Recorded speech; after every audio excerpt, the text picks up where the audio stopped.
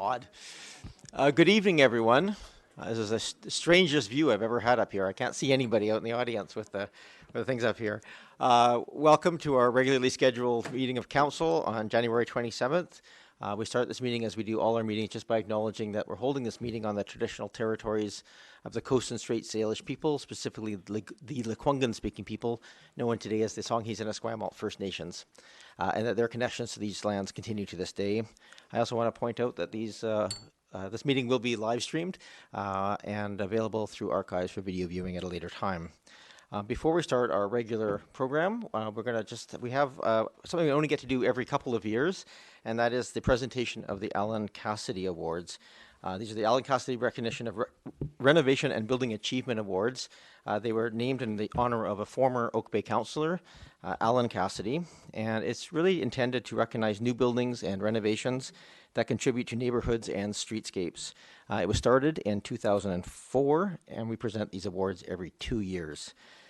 This process involves community involvement through nominations from local residents. There is a review of all of these by the advisory design panel, and a core group of 5 design professionals and additional members to participate in the awards process. And we have 3 categories. We have a home renovation category, a new home category, and a commercial, institutional, or multifamily. I just want to point out this is the award that you see blocking my view of you and you of me. There's 3 awards. They're all beautiful framed pen and ink drawings of the buildings themselves. This year, I just want to acknowledge Lynn Gordon-Finley, who's attending here today, I think, and Kyla Younger, who I saw earlier, for artistic efforts in creating these pen and ink drawings. And just to avoid, unfortunately, we don't yet, under our audio-visual system, have a mobile microphone. So I'm going to just read aloud the details of each of these awards, and then I'll come up and present them individually to each of the recipients. So if you don't mind, I'll just walk through them all individually, and then I'll come forward and present them to each of the recipients.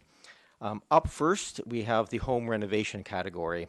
And I just want to mention there was a couple of honorable mentions in this category. And you can imagine if we give these out once every 2 years, there's a lot of very qualified people and renovations that qualify. But the first one I want to acknowledge is 3190 Exeter, which was a very tasteful and meaningful update to a 1950s home, and 2753 Somas, which is a heritage property. It's undergone a fantastic renewal. The house was very sensitively modified, and overall it contributes significantly more to the streetscape than it previously did.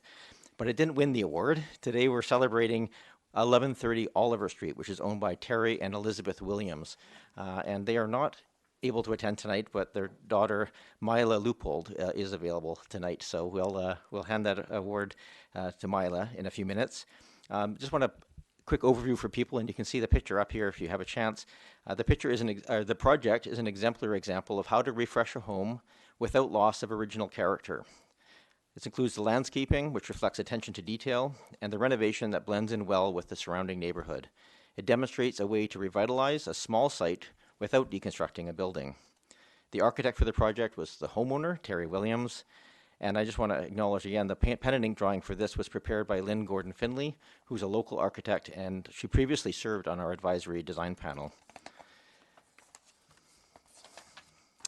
Under the new home category, and I see the owners in the audience here. I just again want to acknowledge the honorable mention, which is the 2 of them, 2845 Heron Road, which is a new building that has significant visual prominence and open landscaping. 2097 Windsor Road, which is a sensitive traditional design on a very treed setting and a nice positioning that it really addresses the corner well. But the winner here is 954 Bing Street, which is owned by Peter. I always get your name mixed up on this one, so I'll try it. Johannecht and Sharon Stoos Johannecht. And thank you for attending tonight.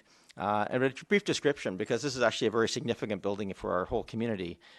This new home, is the first passive house that was built in Oak Bay. It's composed of handsome materials, provides architectural clarity with ecologically sensitive landscaping that contributes to the street. Even the entrance to the garage contributes to the building as a continuation of its overall design. The architect of the home is the homeowner, Peter Johakinek, and I just want to acknowledge the fine work that he did on this and has done many other buildings in our community as well. The pen and ink drawing was also prepared by Lynn Gordon Findlay. So thank you for that. Last and certainly not least, and there's no runner-ups on this one, we just have the winner of the commercial, institutional, or multifamily category.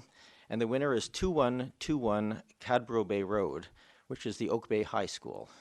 Today, we have the principal of the high school, Randy Falls, here to accept the award on behalf of School District 61. It was designed by Hughes Corden Marler Architects.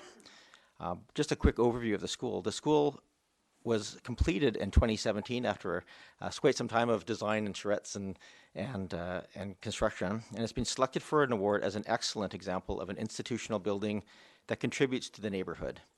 This is a LEED Gold project that not only presents a high level of design and energy efficiency, but also emphasizes the ecological sensitivity of the site through landscape design and improvements to Bowker Creek, and also improves active transportation through the provision of bicycle parking. This drawing, however, was prepared by Kyla Younger, who is a grade 11 student at the Oak Bay High School, and did a fantastic job of the drawing here. So with that, I'm going to come around once and just present these. And what I can maybe ask first, if I'll do them in the reverse order of what I said, since they're this way in front of me. What is Randy in the audience? I can't. There we go. Saw her in the lobby. I'm just going to come around.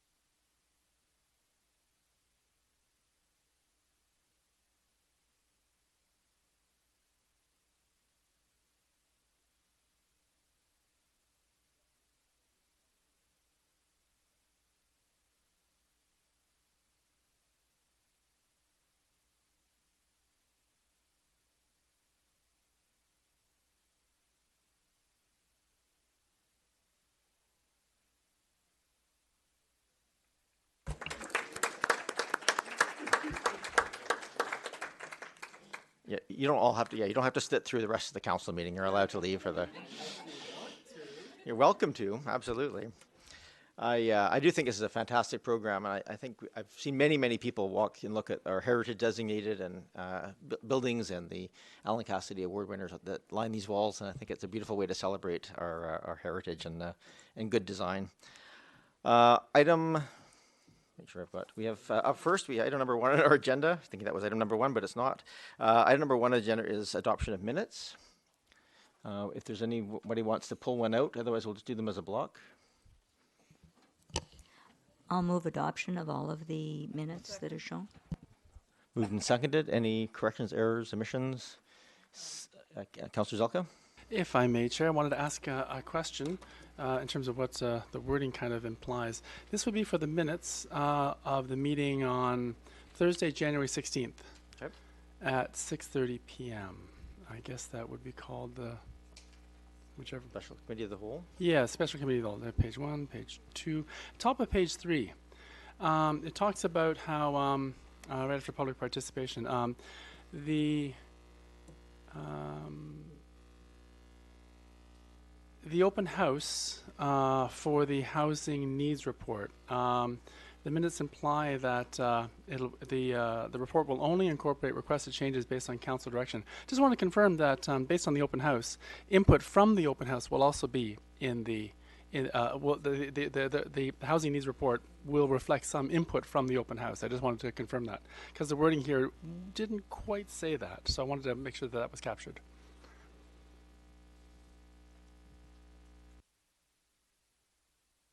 If I go to Ms. Rella or Mr. Anderson, Ms. Rella? I will defer to planning staff on this, Your Worship, but because of the technical nature of the report, usually going forward, we will be declaring those kinds of presentations as are we informing or consulting. I don't believe we did that in advance. As far as what changes have been incorporated from the open house, I'll defer to planning staff on that. Mr. Anderson? Maybe more than even changes, where are those comments reflected and available to council in future? I just wanted to mention that in terms of the comments, we certainly have collected those and are preparing a summary of same, and that'll be provided to council when the final housing needs report comes before council at the February 10th meeting, I believe is the intent for that. But in terms of changes, I don't believe there are any substantive changes that came out of the open house. As noted, mainly information and discussion session that we had, and certainly a lot of discussion on where we go next with the results of the report. Your Worship, thank you. Thank you. Any other errors, omissions, questions? Seeing none, I'll call the question. All those in favor? Opposed? None opposed. Thank you very much. Item number 2 on the agenda, I just want to thank staff for that open house. I think we had between 50 and 70 people come through, which is not a huge turnout, but it was a significant turnout. And I just want to express, I thought the layout of the information was very easy to read and to understand. And certainly lots of staff and the consultants there to answer questions as they arose. So I do really appreciate that. And I want to make sure everybody in the audience or watching at home is aware that this Wednesday we have another open house, which is a review of our tree protection bylaw, which contains a number of significant proposed changes. And that's available for public viewing and input as well, coming up this Wednesday between 5 and 7:30. And last, I just finished my remarks on a bit of a sad note. We had a real familiar face around these chambers pass away on January 17th, and Joan Hegel. And Joan, well, suffice to say, had a passion for heritage, and that's really where most of us have, where she intersected with the municipality the most. She was with her husband, Bill, an owner of a heritage designated property herself. She spent 8 years on the Heritage Commission and the Foundation. I was on there for 4 years as a liaison with her and got to witness her contributions firsthand. She was a doer, and I think we can always use more of those in our community. She had great ideas, but she also found ways to make them actually happen. And her passion for streetscapes in particular had a number of ramifications, but especially Linkley's, which is hedgerow, sparked the Community Green Space Heritage Project that was initiated by her. really instrumental in compiling the historical information, photographs and information for the Hallmark Heritage Awards. I think it's fair to say a passion of hers was celebrating and recognizing the people who do good work in our community, and that was a big one. And the number of heritage recipients through that really grew under her work. She worked on statements of significance for heritage properties. She really advocated for recognition of the registration and designation of buildings, and really, again, continuing that recognition. She started a Christmas card program so that everybody who went through the process of designating their homes actually got a Christmas card as a little thank you and recognition every year. She provided a tent to cover the heritage booths at the night markets, and they shared with archives. And she opened her own home for the annual Christmas party for Heritage as well. And I just, despite serious health challenges over the last few years, she really stayed engaged and energetic, and she contributed continuously through that whole time, despite having to take a few breaks. And I would just like to publicly acknowledge that she contributed a lot, both to the Heritage, and thank her for making our community better through that effort. So she'll be greatly missed by, I'm sure, far more people than I know, but on behalf of the community, the municipality, and the Heritage, just want to express our thanks for what she gave to our community. So that's all my remarks. It's hard to keep going after that. I just, up next, other people have a chance to speak. We have an opportunity for members of the public in attendance in our public participation period to address council regarding any item or issue that they think is of importance and related to the community. Ms. Varela? Your Worship, just a notation that the timer that everyone's getting used to hasn't been set up tonight because of the Alan Cassidy presentation, so staff will be manually timing that.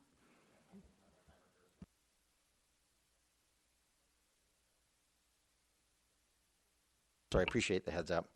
So if there is anybody who wishes to come and address council, any issue of interest to the community, you're welcome to do so. We have a total of 20 minutes for this session, and each person up to 3 minutes. If you just write your name down and then state your name and your municipality of residence. Yeah. The microphone. My name is Irene Cockayne, and I'm an Oak Bay resident. All right, we'll just wait till you finish writing down, and we'll start a timer for you, but thank you. It's kind of a cliche. Oh, am I supposed to, Your Worship and lawmakers? No, just No, just legend. it's not that formal. You're welcome to just address, just make your comments through me. Don't direct them at any one individual. Otherwise, that's all we ask. Okay, thank you. So it's a bit of a cliche during elections that politicians kiss babies and hang out with them, and it's a cliche that works because if you ignore people's babies, they won't vote for you. You all know that. So let's talk about those babies. Now let's take them out 30 years to 2050 when planet Earth should have stopped emitting carbon dioxide into the atmosphere. Should have, okay?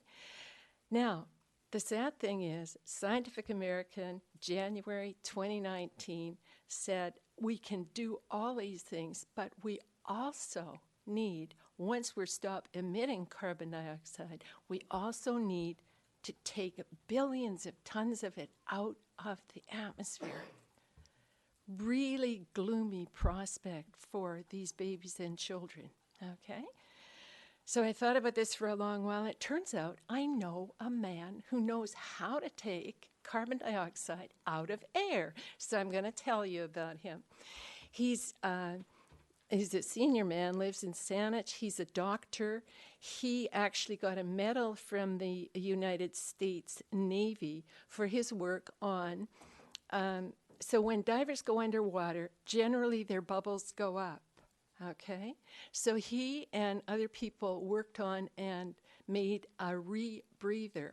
So this is kind of Cold War. Okay, the rebreather works such that the diver breathes out and the air is refreshed. It takes the carbon dioxide out. So I got a chance to ask this guy, how does it work? Calcium carbonate is how it works. Okay.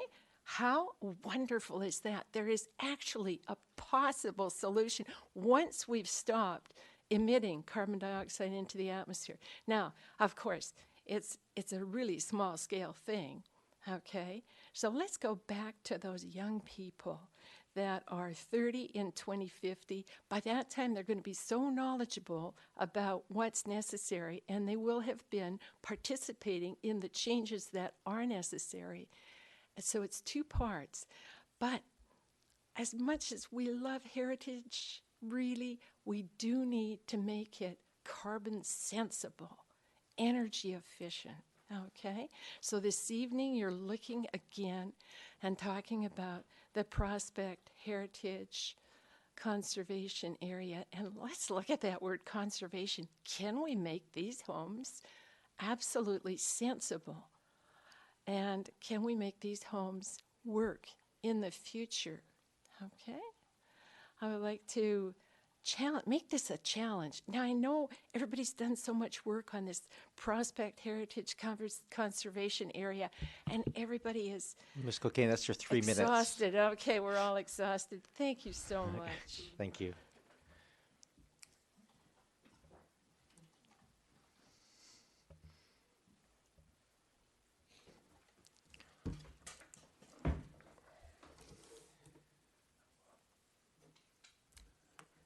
Bob Wallace, Prospect Place, Oak Bay. Welcome, Mr. Wallace.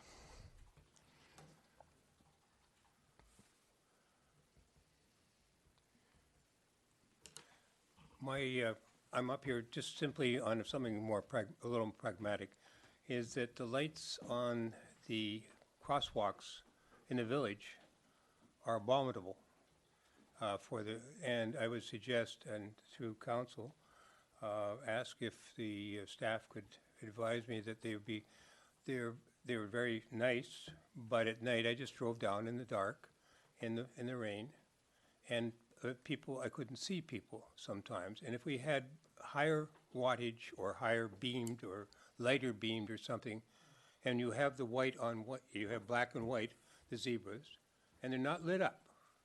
And I've often thought that someone's going to get smacked there, because most people wear black at night and black during the day, but we're going to have, and I wouldn't want to be the one doing it because I don't want to fill out all the paperwork. Thank you. Thank you, Mr. Wallace. Is there anyone else who wishes to come forward and address council?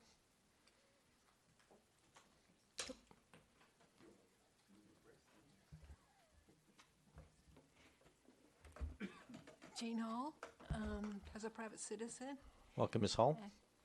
I have been reading about the Prospect HCA, and I think it's really thoughtful and designed to easily read and easily find your answers if you don't find it on one page. But I do have concerns about the exception, the first one.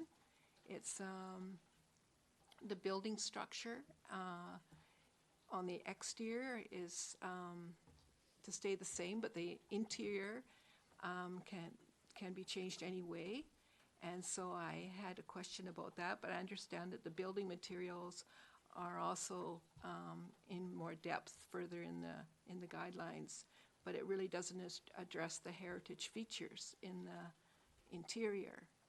So I wasn't sure whether the HAP would cover that or not. And I understand that they have to have a permit if they go forward, but I don't understand why it's written that way.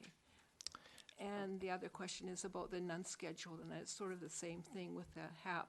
And I don't know why the HAP isn't more prominent instead of all that written out in the non-scheduled. So I also would like to thank the working group of the HCA and all the people that were involved with it. And I understand that the advisory board and the both commissions have passed it with the amendments or changes. So I'm looking forward to seeing it go forward. Thank you. Thank you, Ms. Hall. And I'll answer your question as best I can just while you're here. The first of your two questions, the question was specifically around the interior features. Yes. So heritage conservation areas apply to property, so the HAP applies to encompasses the property. Yes. But unless there's a heritage feature identified, it doesn't provide express sort of protection for that. And generally speaking, interior pieces of heritage are covered by a statement of significance for that particular building that would identify those, and that would really be when the building itself is designated. So the designation provides a much more in-depth level of protection for an individual building, where the heritage alteration period or heritage conservation area provides a more general for the exterior of the building. It's really concerned with streetscapes primarily, if that makes sense. But they were talking about building structures. Yeah, if you want, we can maybe talk, and we can sit down afterwards and we can go Yeah, through it. I completely understand about the statement of significance, but I just thought the way that was written, Okay. maybe it could be written a different way. Okay, fair enough. Thank you for raising that. Thank And you. we also, just for anybody, you can have a seat. For anybody interested in the heritage conservation area, we currently have if it goes through first and second reading tonight, council will then we'll be having a public hearing on it, currently scheduled for February 24th, contingent upon that first and second reading, and then a deliberation will happen after that public hearing. Anybody else wish to come forward and address council at this time? Not seeing anyone else coming forward. Thank you very much, everyone who has spoken to us. And up next on the agenda, we have our early approval for capital projects. And we have two different items on here. And I believe, Mr. Herman, you're here to speak to these two items. Is that correct? Yes, Your Worship. Thank you. Yeah, the report asks for early approval for funding from council for two projects at the Oak Bay Rec Center. One is pool roof replacement, and the second is a replacement of the electrical transformer that provides the main electrical service to the building. The replacement of the pool roof was noted in 2019 when we were talking with council about upcoming initiatives, but as you'll note, the cost has risen given market circumstances, and the transformer replacement was not noted in 2019 as our information gathering process had not been completed at that time, but it has been now. The reason for the request for early approval is with respect to the pool roof. I would like to have that tendered and ready to go and get the bulk of the work done while the weather is good. Otherwise, we'll get into the fall and the length of time to complete the project will be extended, and also just you get in the queue. The earlier that you can get your tender out and submissions back, the sooner you'll get the opportunity to complete the project.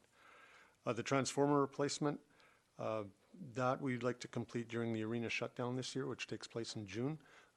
Without doing it at that time, we would run the risk that the electrical service to the building will obviously be shut down for a period of time.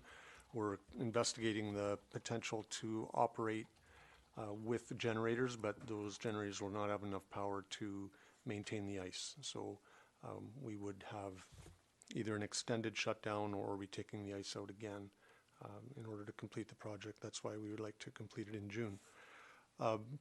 Both of these projects the replacement is required due to the age of the infrastructure. The pool roof is 34 years in place and beyond its 30-year life expectancy.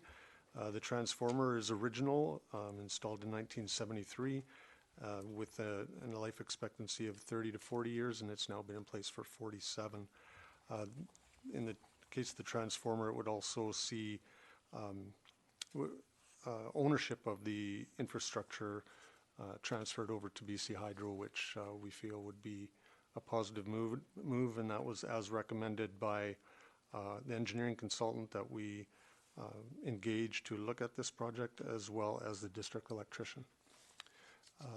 So the options are there for council's perusal, and the financial impact is noted. The funding source in both cases is Capital Works Reserve, and the recommendation from staff is to provide early approval for both projects.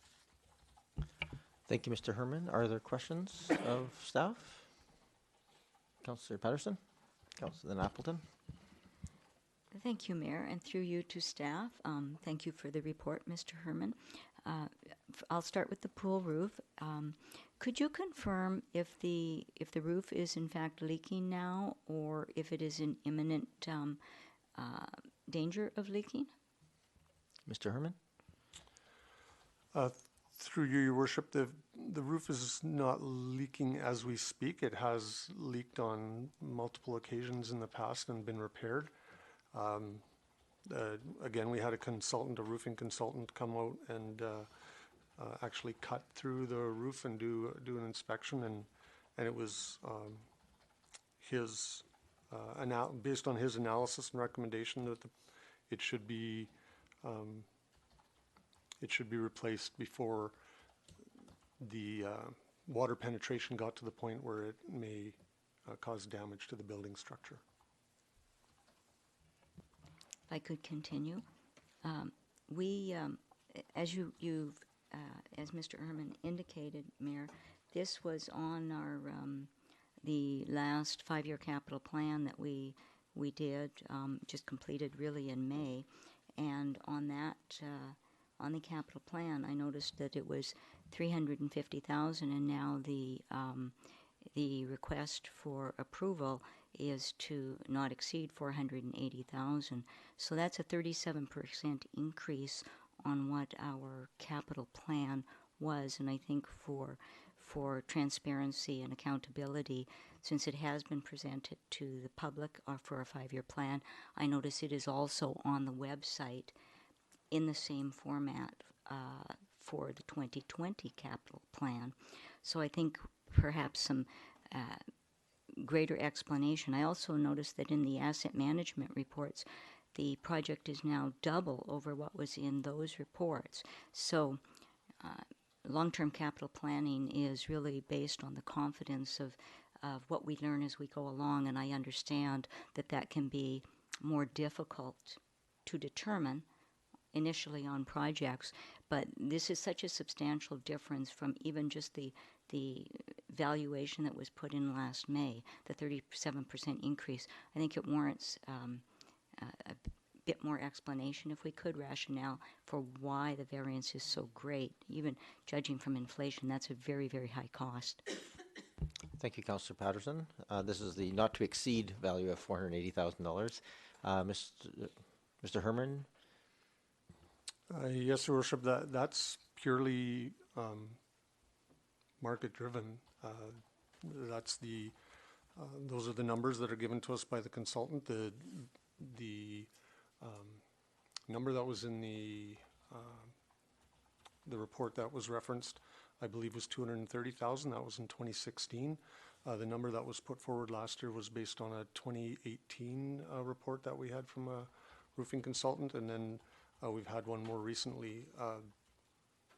Agreed, staff aren't happy with the numbers that have to be put forward, but it's either that or run the risk of going forward with a project knowing that we don't have budget to complete it properly and coming back after the fact to ask council for more money.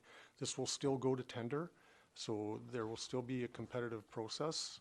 If things go well, then we would be perhaps well under budget if market circumstances have changed, but it's a hot market, and that's the information that we're given.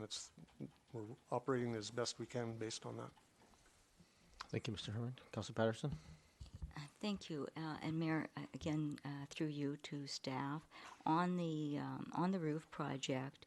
It does show that it has life expectancies of 25 to 30 years. So I am then assuming that the existing roof, I don't know if we depreciate by the buildings or by the components of buildings, but I would then assume that the existing roof is fully depreciated in cost to the municipality, and wondering what term the new roof would be depreciated over. Mr. Payne, I think that's a question more for you. What is the appreciation process for these sorts of capital improvements or replacements? Yes, thank you, Your Worship. Through to Councillor Patterson, we would typically we do depreciate based on components of buildings. That's a good question, and typically we use a 25 to 30 year depreciation period for that. But more importantly than what our accounting records show as the depreciation of cost is actually budgeting and planning for the replacement cost in the future, which will obviously exceed what the depreciation is. So we're undertaking that process now for all of our assets, and that information will be shared with council and public when the time comes. Thank you. If I have questions also on the transformer, but if there's anyone else at council that has questions on the roof, I'll defer to them. We can take your questions now, Councillor Patterson. We'll Thank you. Now, on the transformer, of course, it was not on the capital list, and it also wasn't in the asset management program. So this is an entirely unbudgeted expense, fairly significant expense that's not in the budget. And on this one, I guess the transformers themselves, the transformers, one of the risks for transformers really is the procurement of them, because they can either be more readily available or very difficult to obtain depending on the size of the transformer, complexity of that. So certainly the risk factor is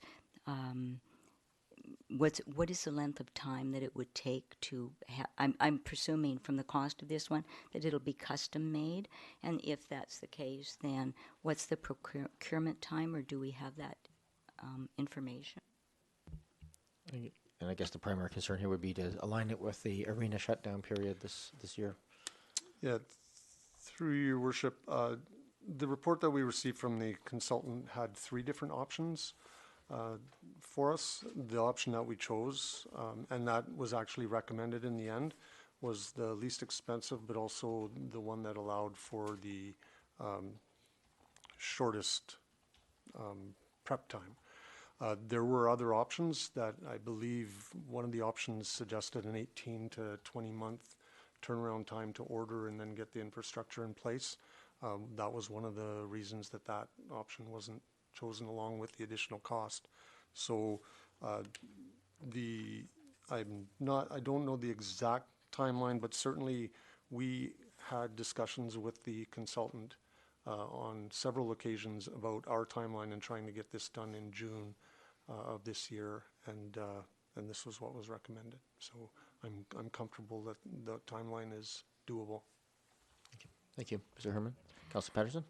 Thank you. I was wondering, Mayor, through you to staff, if we could understand, it says that the existing transformer is not code compliant, so I'm wondering how the new installation will make us more code compliant. Like, in what way are we not code compliant with the transformer? Mr. Herman? I think probably 1,000 ways if it's 40 years old. Your worship, not being an electrician, or I would have to get back to you with those detailed answers. Other than to say, as I mentioned already, this is as recommended by the electrical engineering consultant as well as the municipal electrician. But if you would like those specific details, I can get them to council in due course. Thank you. I think, oh yes, Mr. Payne. If I may, Your Worship, if I could just comment a bit on the evolution of the financial planning process, especially with respect to capital expenditures, just to provide a bit of context to council what to expect moving forward. And as you're aware, that the financial planning process has been improving over last year's phase 1. We saw a lot of improvement last year, and this year what we really want to be able to present to council and the public is more of that specific capital project that we envision within the 5-year capital plan. So you'll be able to look out on a longer time horizon and see the very specific projects. And last year, a number of projects that staff anticipated within the 5-year plan were presented to council, but not specifically integrated as specific line items in the financial plan. And we hope that that will change this year significantly, so you'll be able to see projects that are expected all the way to 2024 and track their process as we move along in the financial planning process. So expect some improvements there and a bit more transparency for the public and for council. Thank you. Councillor Patterson? Thank you, Mayor. Thank you for the clarification. Again, on the transformer, I have had experience with transformers owned by utility companies and privately owned. There are pros and cons definitely to both. This is rather unusual because the expense is shown as going to be our expense, and then this is going to become the property of BC Hydro. So I'm wondering about the pros and cons, or why we would transfer this to BC Hydro, although certainly they are very well equipped at dealing with transformers, particularly larger ones. And then also, so if we purchase it and then it becomes their property, how do the finances flow to the books? So what services would we expect from BC Hydro that would be better than owning this ourselves? And how does the finances flow back? Because if we purchase it and we give it to them, the assets doesn't improve our asset value. I'm just not quite sure that I'm clear on how that will all flow through the budget process. I think probably the first part to Mr. Herman and second part to Mr. Payne on that question. I'll try, Your Worship. First off, I guess BC Hydro is not going to accept that piece of equipment the way it is right now. I mean, it's done. So, again, we've had experts look at this, provide a number of options. BC Hydro has been part of the discussions. This is what was recommended. Certainly the transfer of ownership would ensure that the district is not responsible for ongoing maintenance, repair, things of that nature. I know in my time here, I think on 2 different occasions, we've spent in the neighborhood of $10,000 to $12,000 on various repairs to that infrastructure, to the point, and it's at the age now where we're having a difficult time finding parts, and we are sitting here with our fingers crossed, hoping that nothing goes sideways there. It's guesswork over the lifespan of that infrastructure as to how much the repairs would cost, but we are presenting this recommendation based on recommendations of experts who understand and know this infrastructure better than we do. And then Mr. Payne, there's a question just in terms of how it'll show up in our tangible capital assets, essentially in our books if we buy it and then hand it over. Yes, thank you, Your Worship. Not 100% exactly sure what's being asked. So I could walk council through the boring accounting transactions. Essentially, we would dispose of that asset in our books, and it would show up as an accounting loss in our financial statements. But that loss is funded by virtue of the capital budget.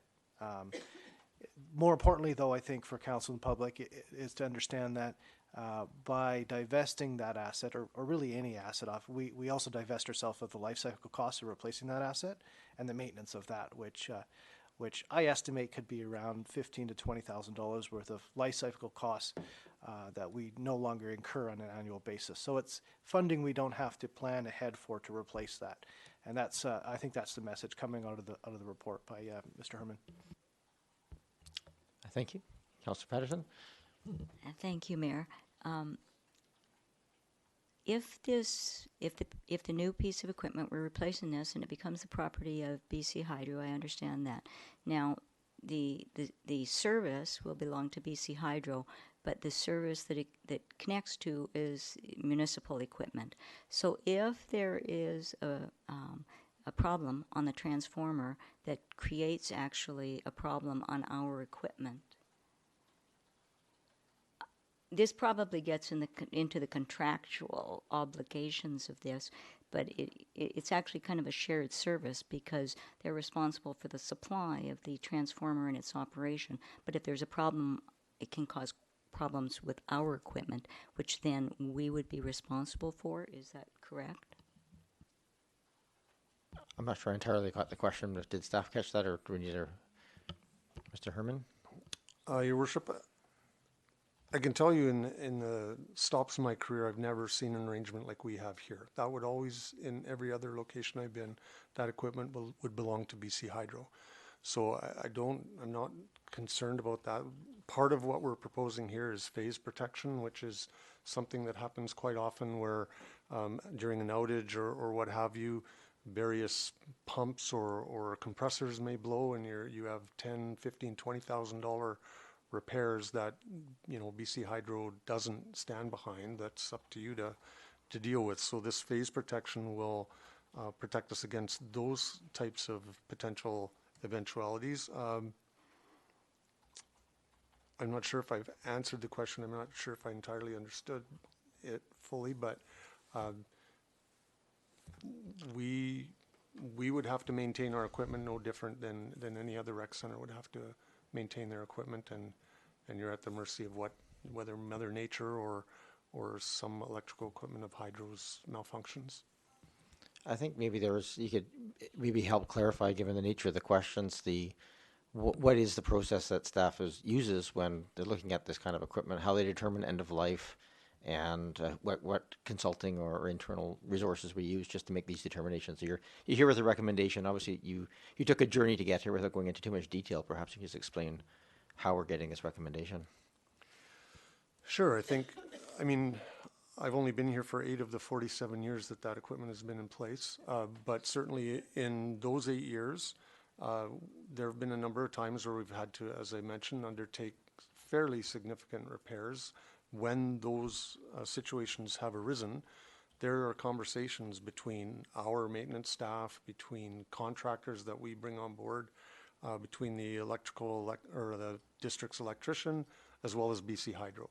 And so 6, 7 years ago, the first time it happened, there was discussion amongst all those parties and some suggestion that we should look at not only replacement of the infrastructure, but also a transfer of ownership.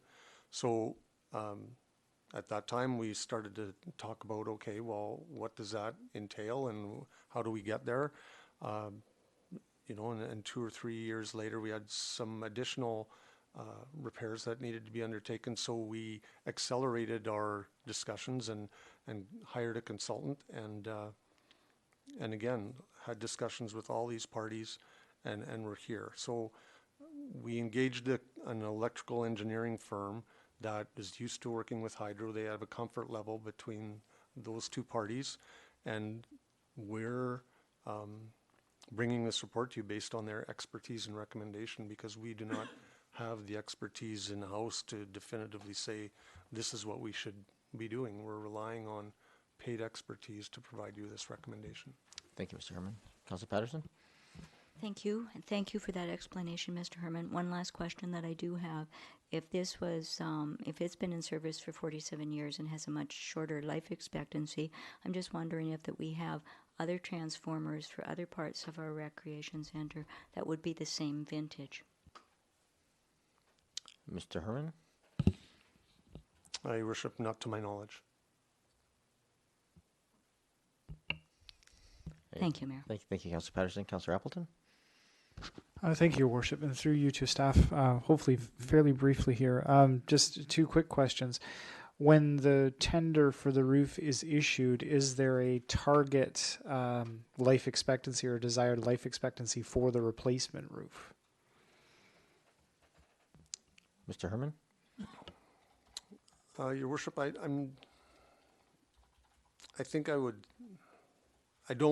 can't definitively say that it would be 30 years. I just believe that industry standards would suggest that we're going to install a roof that would provide that level of service.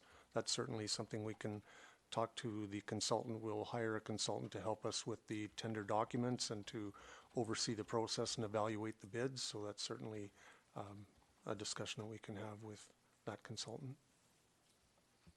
Councillor Appleton? Thank you, Your Worship. And just very quickly, just with regards to the transformer, what's laid out here, says that once it transfers to hydro, replacement in the future is the responsibility of hydro. Is that an indefinite arrangement, or is that a time-limited arrangement, or is that a certain number of potential replacements, or is that in perpetuity?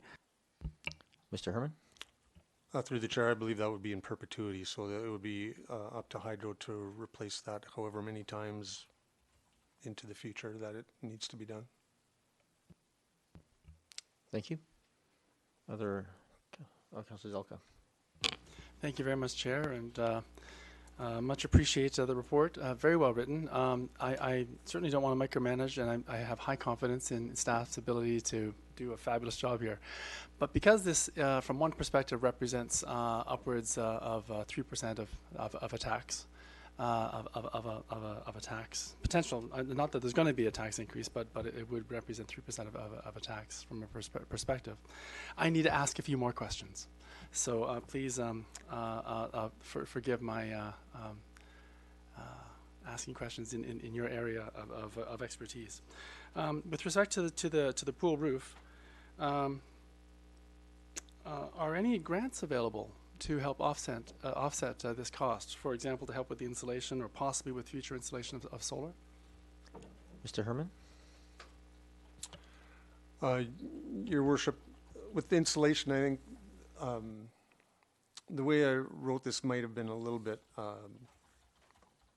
ambiguous, but the new roofing material will automatically provide the R factor that's noted. So it, and in fact, I was advised today that's the minimum threshold for the current building code. So I'm not sure that there's grants for that, but we haven't researched them. As far as solar panels go, we actually have a shelf-ready project to install additional solar panels on the roof that our energy coordinator, Mr. Ken Olson, has put together, and we, through the individual that we use to look for grants, we had some discussions late last year, and we're just waiting for another uptake of one of the infrastructure programs that we would be able to forward that an application for that project. Should obviously it'll come before council for approval to do so, but the feeling is that it would be a positive project and would fit well with the grant program that's being researched. So Thank you, Mr. Herman. If I may, thank you very much. I appreciate you indicating that there's already been some consideration for future solar. That makes it easier for me to go to vote in favor of this in terms of the roof. So thank you for that. With respect to the transformer, the polyphase electrical system. Thank you, Tesla, for inventing it. Now we have to deal with all of this massive power. And moving it in a safe way. One of the expenses from transformers of the age of this one that's being replaced, one of the major expenses have to do with disposal costs. Have those been factored in with respect to the special requirements needed for a transformer of this age? Mr. Herman? Your Worship, I'm not 100% sure on that. I'd have to check into that and get back. I much appreciate that. Yeah, just I won't ask the details because I don't want to know it in this forum. So thank you very much for that. With respect to the disposal costs, I'd love to hear about that.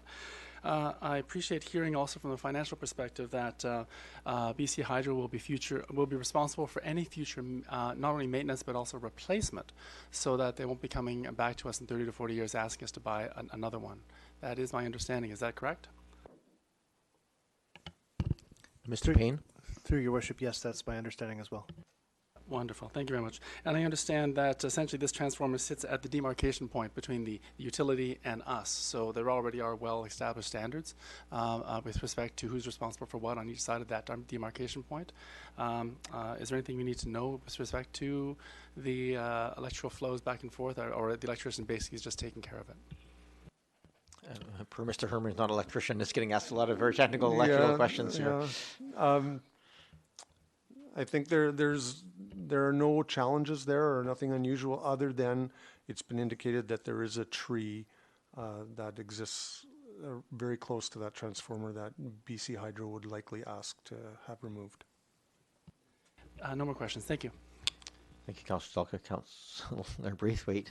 Thank you. I just want to say, Mr. Herman, that I actually think that based on the number of years that we've had each of those items for, we've had some darn good value out of that. So thank you for bringing this report forward. And if it's appropriate, I would like to make the move the recommendations. And I'm just wondering if we want to do them individually or together. You can do them together, and if someone wants to separate it, we can do that as well. I'm happy to. So I will move the recommendation that Council provides early approval to undertake replacement of the pool roof at the Oak Bay Recreation Centre at a cost not to exceed $480,000, with funding to be provided from the Capital Works Reserve, and that Council provides early approval to undertake replacement of the step-down transformer at the Oak Bay Recreation Centre at a cost of not to exceed $185,000, with funding to be provided from Capital Works Reserve. And I'll second. Moved and seconded. Is there any other questions or comments? Councillor Green. Thank you, and through you to Mr. Herman, and thank you, Mr. Herman, for the report and all of your comments. You made a comment earlier about the fact that we have a unique arrangement, unlike any you've seen before. Is that right? I'm sorry, I just wanted to know what you meant. In relation to the ownership of the... Yeah, Your Worship, I've not worked in a municipality where that infrastructure that is the main electrical service and that transformer into a rec center was owned by the municipality. In all other cases that I'm used to, it was owned by BC Hydro. So through this new arrangement, that will be rectified and it will be aligned with other industry standards then? Correct. Thank you. I have one quick question, and that's just the little less on the electrical side. The roof over the pool, I note that this year is an arena closure, which means the following year would be the pool closure. Is there any rationale of doing the pool roof replacement during a time where the pool's closed? Just from a purely not interfering with operations perspective. Yeah, Your Worship, we've been told over and over again, because we've asked that question, that the replacement of the roof will not impact pool operations. And quite honestly, when we look at other fairly large projects that are coming in the next 4 or 5 years, there just didn't seem to be an appropriate time to push that out. So we decided to move forward this year. Great. Thank you very much, Mr. Herman. Seeing no other questions, we have a motion on the table. All those in favor? Opposed? None opposed. Thank you very much. And we'll get you a little course on electricity 101 for the next time we have to come here to talk about these things. We have Oak Bay Heritage Commission minutes up item number 5. Looking for a motion to receive. So moved. Moved, and is there a seconder? Second. Moved and seconded. Any discussion? All those in favor? Opposed? Not opposed. Thank you. Item number 6, Capital Regional District request for municipal consent for bylaw number 4326 and 4327. I can maybe give a brief overview of this because I've mentioned it a couple of times under CRD business. This is essentially, the CRD needs a motion from this table as to whether or not, actually all the councils in the region, whether or not we would support extending the Housing First funding model. Currently, this body previously supported a number of years ago a total of $30 million investment through the CRD paid for by our taxpayers, by all the region's taxpayers, to fund $30 million of a total of $90 million that was jointly intended to fund 2,000 new housing units, divided up as in the report between supportive and below market housing.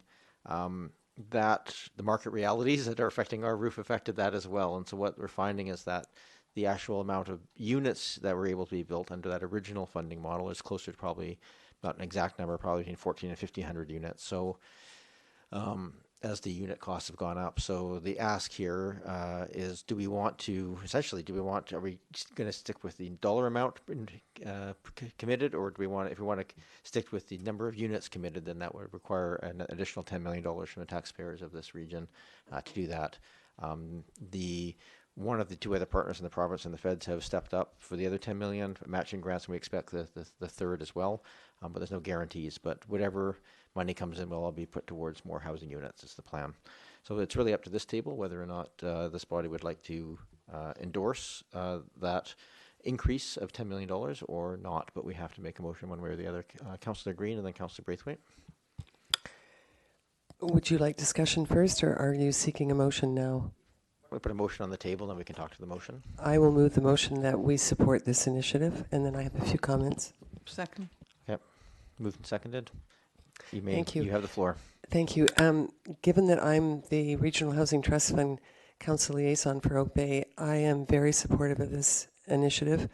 I have been for many years. We haven't been able to do a lot in the region as partners in direct housing on the ground in Oak Bay because of our high prices, high land values. So I think anything we can do on a regional level as a partner is worthwhile. And we talk a lot about affordable housing and the need for accessible housing. So I think this is our opportunity. I do see that the dollar amount on a $750,000 house assessed at that amount is roughly $4.58. Less than a latte. So I think it's worth supporting. And so I would really encourage this council to endorse the recommendation from the CRD. Thank you. Thank you, Councillor Green. Councillor Ney, you seconded. Do you want to speak to it, or? I mean, I think it's very evident that we've got a housing crisis, and there's a number of politicians, and the CRD has put this package together, and I'm really grateful for that. They've taken the leadership to put this together, and this is our opportunity to make that, support this initiative by making this contribution. All right, Councillor Braithwaite. Thank you. I'm in support of it as well. I just do have a couple of questions, though. Did I hear you say, Mayor, that the federal government has stepped up with their $10 million already? The province, I believe, has stepped up, and we're waiting for the federal government. The federal government was sort of in limbo due to the election, and so their processes are sort of coming back online now. So, and I think I heard you say that even if they didn't step up with their 10 million, that we would take the 20 million that we would have and use it towards the project. That is correct. Okay. This approval is not contingent upon receiving the additional 10 million from the federal government. Right, because my question would have been then, the way the bylaw is written, I believe it says that we have to have all three levels in there. I'm not sure exactly, but I thought that's how I read the bylaw. My other question was around the amount of time that this would be in place. Is it only for 1 year, or is it year after year after year? It's ongoing, so it'd be a 25-year essentially amortization, so it gets paid every year. Okay, so okay. And then I'm just wondering if we do look at the bylaw, if it says it's contingent on all three, then does that negate the bylaw? And we don't have CRD here to answer the technical questions on this. I just know in the discussion that we had, that the discussion was the CRD interested in moving forward, and the discussion was yes. So if that's in the bylaw and that's the way it's being worded, it may well be there intentionally to apply that pressure to the federal government to get that funding. Sorry, I'm reading through it right now, but I don't. Where is the wording that you see that would indicate that? And I'll try. 4327.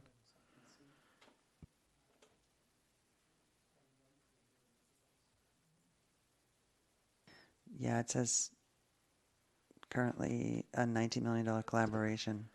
So just because it says the dollar figure in there, I don't know. I just don't know if they don't come forward with the money, does that, like I say, negate this? No, so those are just the whereas clauses. The therefore be it resolved is just asking the clear question: are we willing to put $10 million or contribute to the $10 million regionally? Okay, thank you. Councillor Zelka. Thank you very much, Chair. I concur with you. They are whereas clauses, not active to the actual motion. So just preliminary. I'm speaking in favor of consent to this CRD adopting bylaw, and I'm very pleased that Oak Bay can make a difference in housing through our regional partners. Already, we know that there's 1,400 units that are well underway, and with respect to this initiative, the 211 units provincial income assistance rates and 907 units of affordable housing. will be either further approved or continue to be approved as a result of this funding. So I'm very pleased to see that Oak Bay is making a difference as being part of the partner. I have heard people say that Oak Bay is not doing anything with respect to housing, so I'm really pleased to see this come forward to show that we actually are. Thank you very much. Thank you. Is there any further discussion? I'm not seeing any. We have a motion on the table. All those in favor? Opposed? None opposed. Thank you very much. So that will be that vote will be go back to the CRD for inclusion, and it requires, I believe, I'm now going really from memory, I think it requires 2/3 of all the jurisdictions to approve. Councillor Braithwaite. Sorry, just to go on something that Councillor Zelka was mentioning about how people don't think that Oak Bay contributes to the housing. We actually do, and I can't remember the actual amount that we put towards housing already, but it's around $70,000 a year, I believe. So, and I think that that's probably not well known either. So. All right, moving on. We have just a Ryzen report. There's no motion required. That just allows for it to be official. It's now, I believe, up on the website so that it's all official. We have new business and verbal reports up next. Item number 8 on the agenda. Is there any new business? I don't see any Capital Regional District updates. Just we'll give you an update on the core area liquid waste, which is the only meeting that we've had between the last two. Just the update is still that project is on time, so we expect it to go online prior to the end of this year and be handed over to the CRDs to run the operational pieces. Verbal reports. I'll start with Councillor Green. I'll just go around the table. Oh, thank you, Mayor. The only report I have is that I will be sending out an email shortly to the president of the BIA and the chair of the Oak Bay Tourism Committee, Councillor Braithwaite and myself, and Duncan, who owns the guest house. I'm sorry, his last name just slipped my mind. We're going to get together to talk about partnership and how the Oak Bay Tourism Committee can help promote local business and vice versa, what kind of synergies can be found between the two organizations. And beyond that, I don't think I have anything else. Thank you. Thank you, Councillor Green. Councillor Braithwaite. Thanks so much. And I just want to say thank you to Councillor Ney for attending the Public Arts Committee meeting, which I was unable to attend.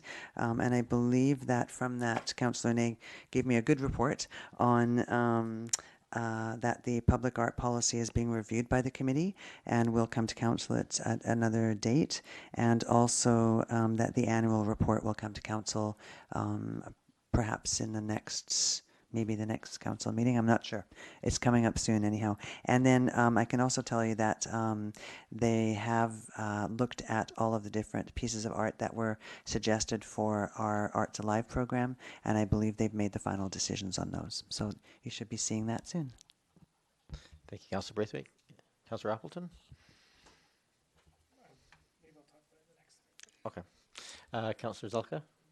Thank you very much, Chair. With respect to verbal reports, and I do have another question I'll bring up later on, is the Water Commission, unfortunately, was during the snowstorm, so the meeting was cancelled and deferred to next month. The water's still flowing though, right? We don't have to, okay, good. Councillor Patterson? Thank you, Mayor. And like Councillor Zelka, some of the CRD committee meetings that I attend were canceled due to the snow. But I would just like to remind everybody to mark the date, because the 2020 Heritage Lecture season will kick off on February 19th. The first lecture will be on West Coast Modern, and it's at 7 o'clock at the Windsor Pavilion on February 19th. So mark the dates, and hopefully we will have one of our great turnouts that we usually have. Thank you. Thank you. Councillor Ney, you're okay.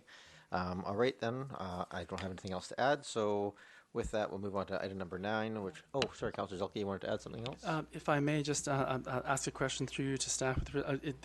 It's in the area of just a general inquiry that may not have to be answered today, but a question came up that I couldn't answer was with respect to the replacement of the Parks, Rec and Culture Commission. I understand it's being replaced by some sort of a committee. I just wanted to know if and when that would be reporting to Council. I don't have it if and when, but Councillor Braithwaite and Councillor Patterson are working to bring a report back to this table. Okay. Yes, that was the question. Okay, so we have item number 9 on the agenda, which I believe is why Councillor Appleton was going to defer what he was going to say to the to this portion, which is just a request essentially to add have a motion from this table to make sure that there's a placeholder to ensure that when we're going through our strategic planning and budgeting process to that we don't miss out on some of the opportunities put forward by the Climate Action Working Group. But I'm stealing your thunder. Councillor Appleton, please go ahead. It's probably appropriate here if you just read not the whereases, but just the motion into the record, and we'll get a seconder, and then we can deal with it from there. Thank you, Your Worship. I would move that it be resolved that Council approve the inclusion of a line item in the draft 2020-21 budget for consideration during the budget review process to be informed by the Community Climate Action Working Group's recommendations once finalized. Second. Moved and seconded. All right. Councillor Appleton. Thank you, Your Worship, and just for Council's edification, as Council is aware, the Climate Action Working Group is working through the development of their recommendations. The work is going exceedingly well in my estimation. The one tricky part is that the recommendations will be discussed and finalized. That 5 recommendations for inclusion in the budget will be more or less concluded on at their meeting of February the 4th, which is immediately before the first budget meeting on February the 6th. So there will be recommendations being framed up for budget discussions sort of in the immediate period right before the budget deliberations begin, but we won't have that list. So this is on recommendation in discussions with staff. Because this is a novel initiative, but one supported by the terms of reference for the working group, just to help direct staff and give license for the inclusion of that line item in the budget with the dollar amount, for want of a better word, to be developed during the budgeting process, informed by the recommendations once they're finalized. Thank you.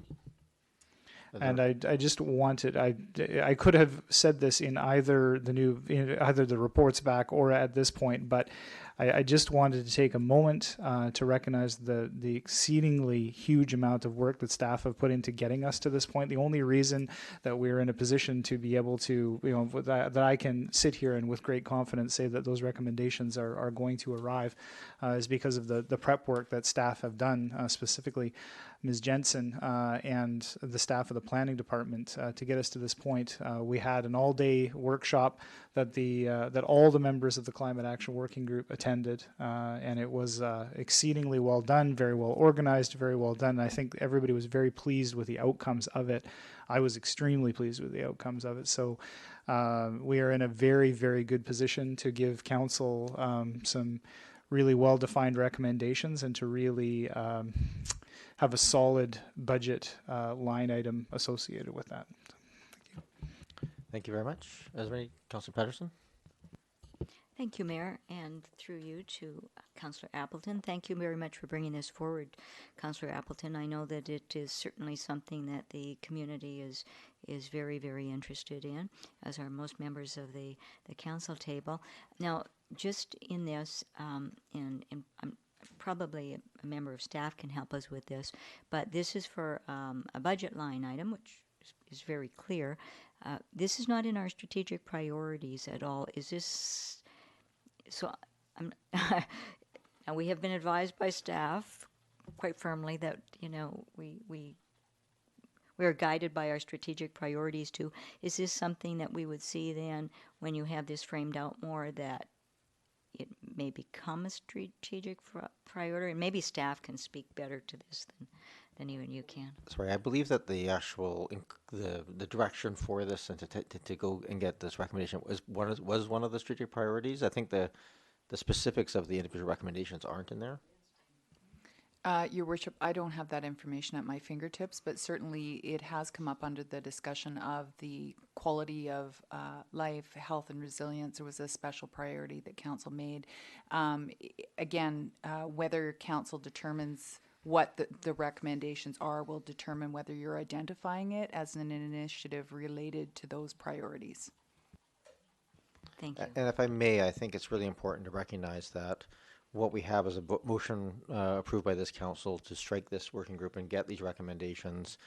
This line item ensures that we talk about it in our budget deliberations. There's no specific commitment that any of these recommendations are funded in this round, and that would be really where this body has to make those recommendations and decisions as to where and how to fund it. Councillor Patterson, do you have anything else? Councillor Green? Thank you, Mayor. Just a question on timing to Councillor Appleton. So the report will be wound up on February 4th. Our budget discussions begin February 6th.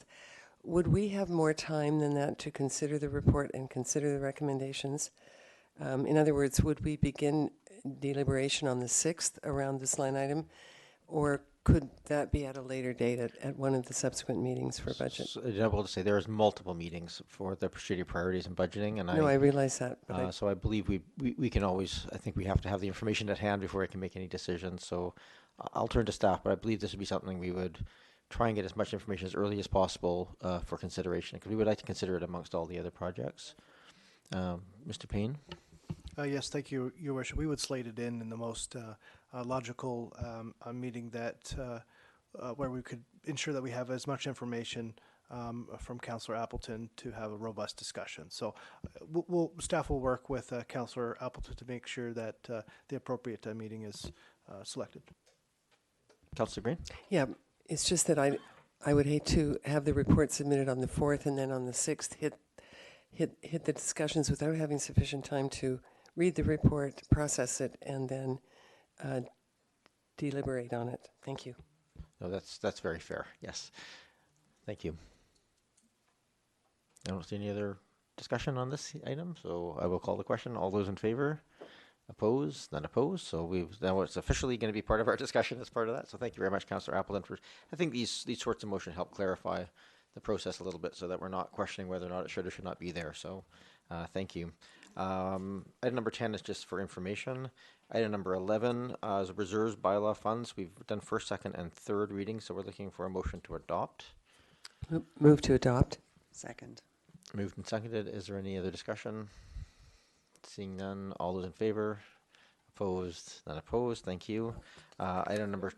Oh, sorry, one opposed. Councillor Patterson opposed.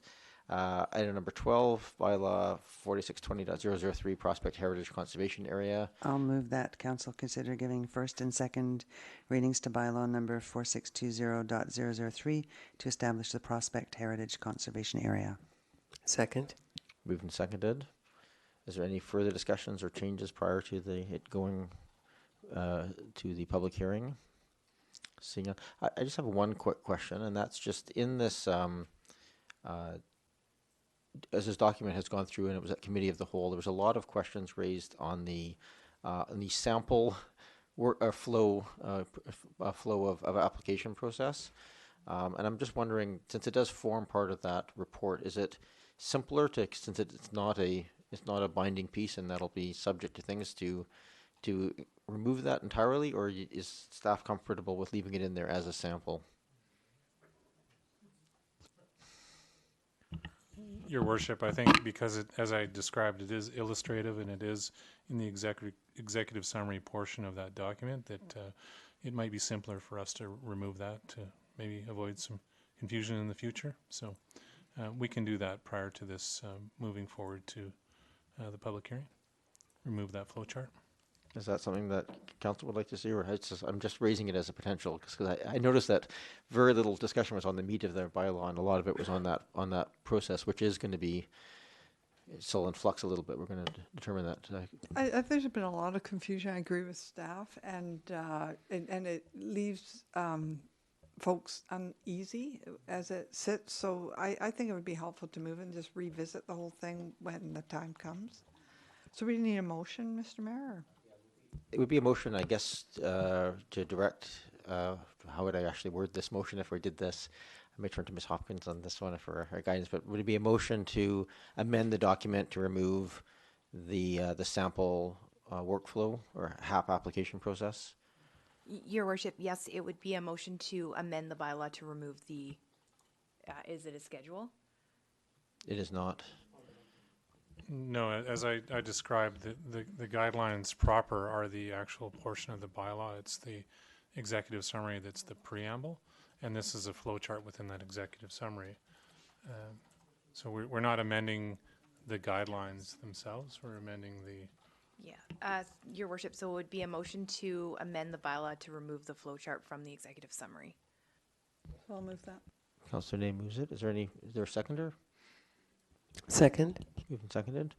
I'll just leave it to this body to discuss. I see the merits both sides of it, but I don't. I'm just going to leave it. Wait for a second for staff to. Your Worship, so we would have to do an amended reading. So we do a second, you're going to do first reading and then second reading as amended. Okay, sorry about this. Sorry, it would be an amended second reading. So apparently, So amended, but that's what we. So we had a motion for we move first and second, and so we're trying to amend both, and we can't. We have to go back and. So procedurally, I just want to make sure I get this very clean.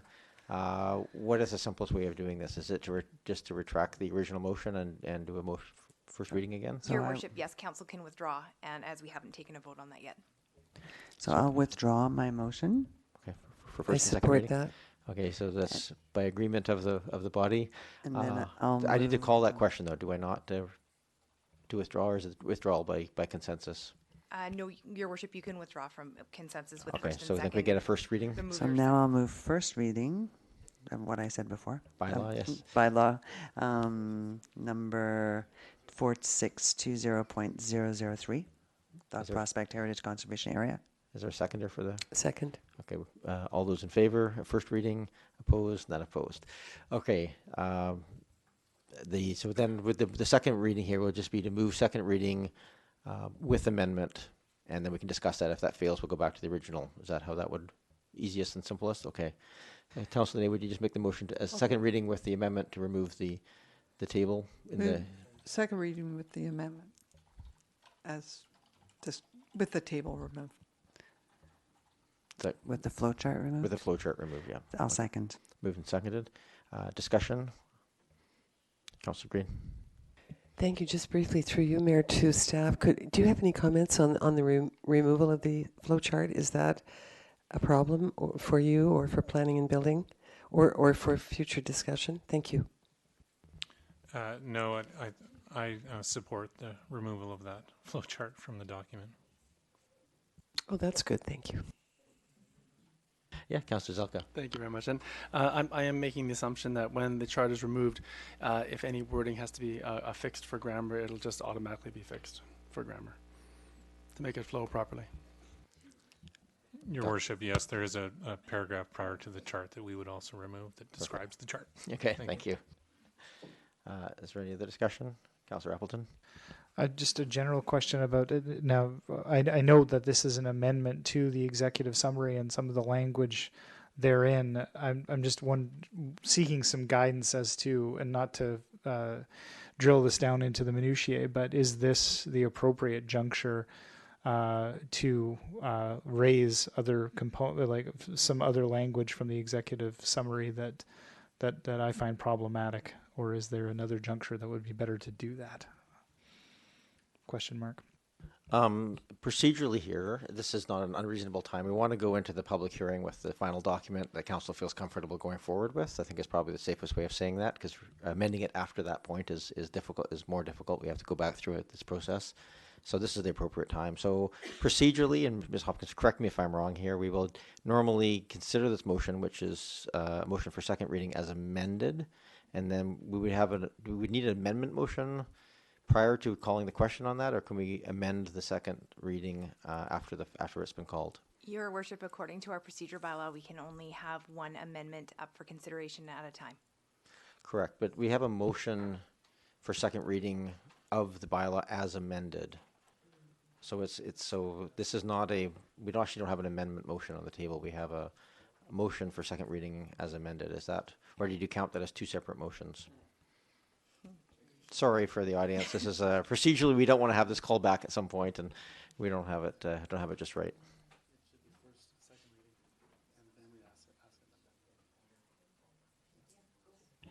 Your worship, would you grant a 3-minute recess just to take a look at that? Of course, absolutely. Let's just get this wording right.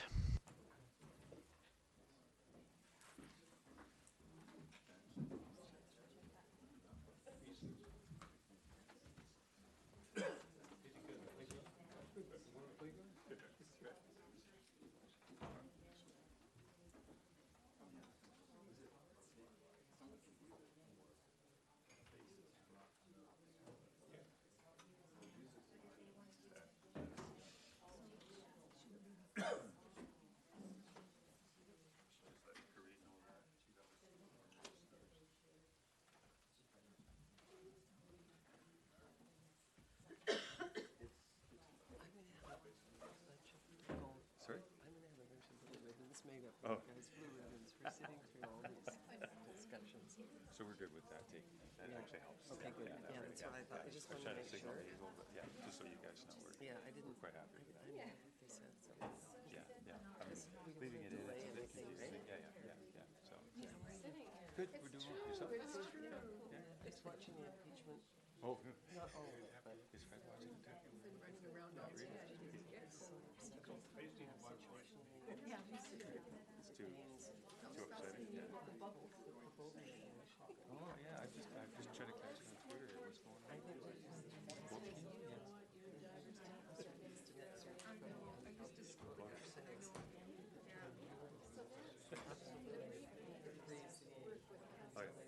Screw the Ukrainians.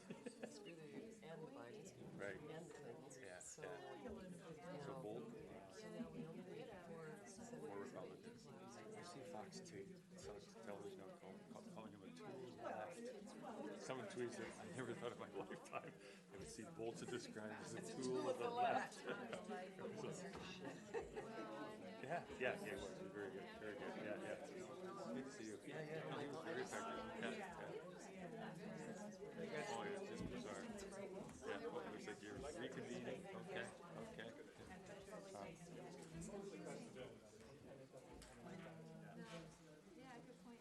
The other one died. So it started again.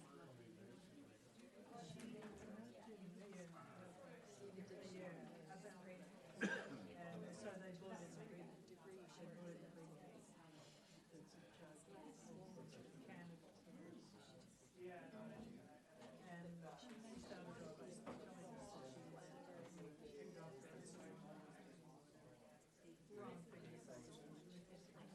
Well, it remains to be seen.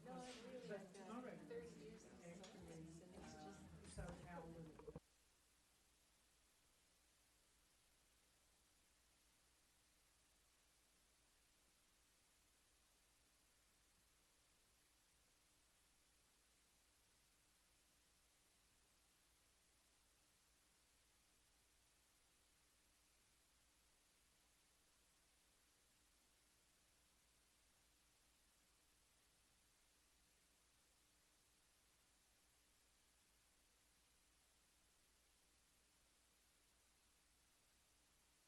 Ms. Hopkins, are we back in? Thank you very much for that indulgence. No. My recommendation is that we would take you call the question on the proposed amendment, and we'd keep making amendments until there were no final amendments on the table, and then give it second reading as amended, including all of the amendments that are proposed and approved. So the way I read that last motion was a second reading with that change. So we're really treating it then, or do you want me to make this more formal? Make a move first and second reading as is, then make a motion to amend? Is that the cleanest? Your worship, yes, that's how. That's a That's difficult fine. question to ask to answer without knowing how many more amendments are coming. Let's just assume there's an infinite number, and okay. we'll just treat it effectively. Then I think that's the cleanest way to go. So again, I'm just going to ask if we can just withdraw the motion as with the amendment included in the wording. So I have the mover and the seconder nodding, so we have consensus for that. Can I get someone to just move second reading of the bylaw as it is? I will move second reading of the bylaw as it is. Moved and seconded. Okay, so that motion is on the table right now. So then we're looking at a motion to amend to remove the flow chart as part of that piece. Make a motion remove the flow chart from the preamble. Is that clear enough motion to guide staff? Yes, okay. So we have the motion on the table. Is there any discussion on that? Seeing none, I'll call the question. All those in favor? Opposed? None opposed. So that removes the flow chart and wording referring to it from the executive summary. So Councillor Appleton, you're indicating you might want to make one additional change? Yes, thank you, Your Worship. I would move to amend the executive summary. I'm just going to just put the first paragraph of the executive summary. People want to bring it up. The last sentence of the first paragraph of the executive summary. Yeah. Just so people can read it, because it's always simpler to look at the wording. And I apologize because this actual document is not included in the agenda. It is as part of the bylaw. So if you're on the electronic copy, you can scroll through to page 14 of the bylaw. Thank you. What is the sentence again? Could you repeat It's the first. It's the last sentence of the first paragraph of the executive summary, which is page 14 of the bylaw. That's the executive summary. Don't look at page numbers. Look at the actual 14th page as you scroll down.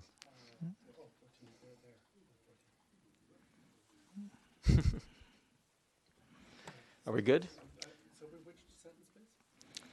In the first paragraph of the executive summary, last sentence, where it reads, "It is hoped that the prospect will create a precedent for future HCAs in other parts of the district," to replace the language "create a precedent for" with the language "will present a framework for."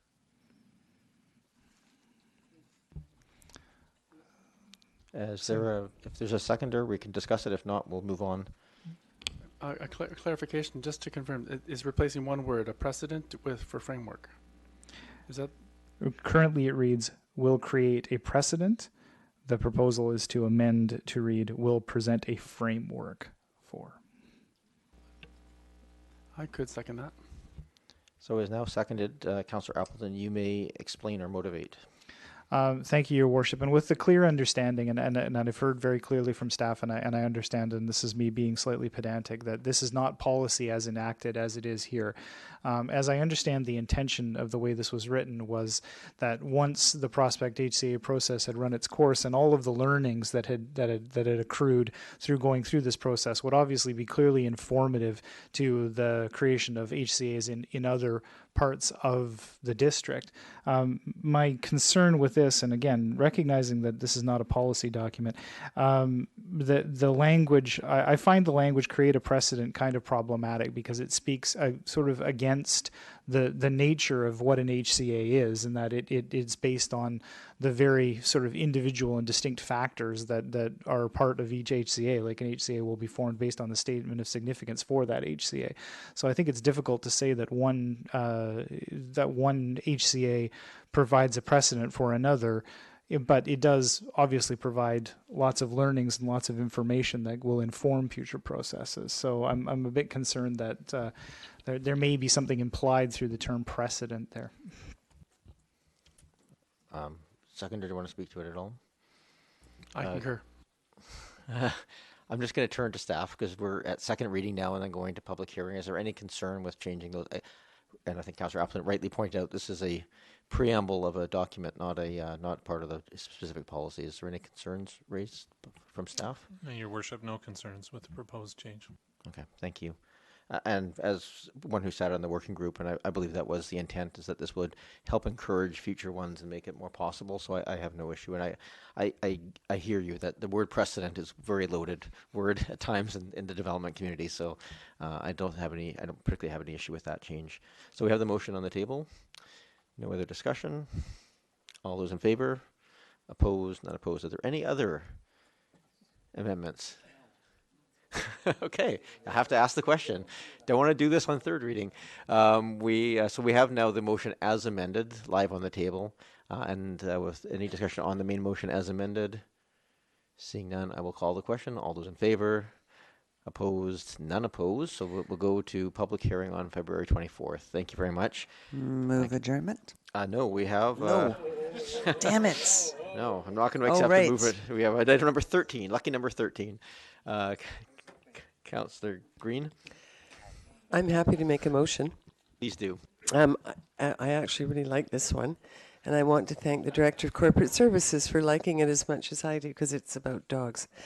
But I do think the wording is useful, and I appreciate that that Ms. Hopkins looked at this and made these recommendations, so that the following definitions be added to Section 1 of the Uplands Regulations Bylaw 1987, that a guide dog means a dog that is trained as a guide for a blind person and is certified as a guide dog, and service dog, which means a dog that is trained to perform specific tasks to assist a person with a disability, and B is certified as a service dog. Second. Moved and seconded. Is there any discussion? Seeing none, I'll call the question. All those in favor? Opposed? Not opposed. Before I ask for an adjournment motion, I just want to ask one very quick question to make sure that we're not outside of our procedures. At the committee of the whole, there was a motion to set the public hearing date, to refer this to council and set a public hearing date of February 24th. Is there anything we have to do at council to set that public hearing date, or is that enacted automatically? We only did option 1A here. We didn't do BRC. Your worship, no, there's nothing additional that needs to be done, as you've already adopted those minutes and the recommendations. Okay. Okay, we're all clear. Thank you. Okay, I'll Move adjournment. move adjournment. Second. Moved and seconded. All those in favor? Opposed? Not opposed. Thank you very much. We've got thumbs up for the 8:36 finish time. It's not super early, but not too bad. Thank you, everyone. Thanks for everybody for coming out tonight and speaking as well.